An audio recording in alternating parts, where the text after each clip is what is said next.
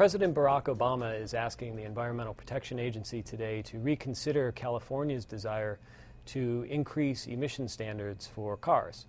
I'm here with Andy Revkin to ask him a little bit about the implications of that decision. So Andy, can you give us a little bit of background about this particular decision and California's desire? I know they've been wanting to have this for a long time.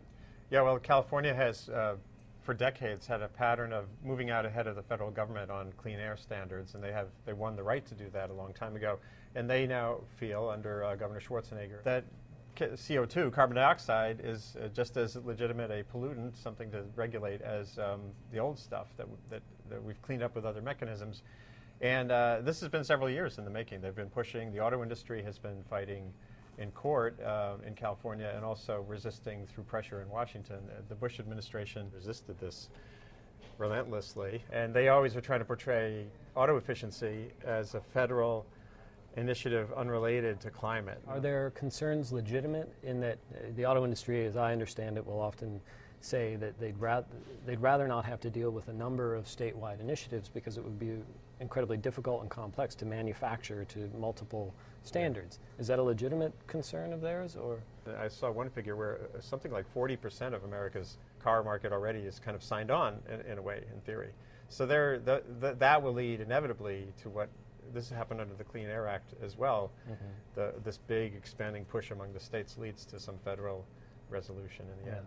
So is this a bold move by the administration, or is it something that we thought was going to come? It really was the kind of thing that most everybody expected. He had laid out that his intention to do this. Overall, it's seen as low fruit, I think. Signing a piece of paper is different than pushing forward with Congress to write a new bit of legislation.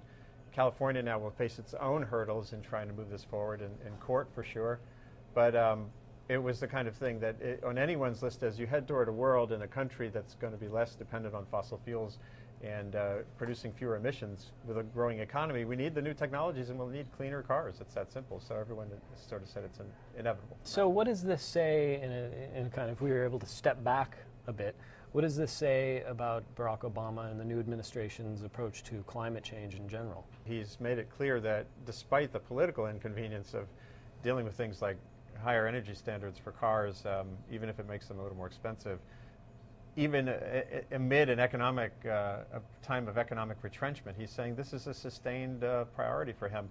And he's already shown this potential ability to kind of stick with something he thinks is important, even when it's politically inconvenient. So is Obama proving to be our first truly green president? Well, that's an interesting question. You know, Richard Nixon could probably, supporters of Nixon could say he was our first green president, Teddy Roosevelt. I guess you could say he could be in the pantheon of presidents who did things like create the EPA, which Nixon did, or push ahead on the big parks program like Roosevelt did. The potential is there.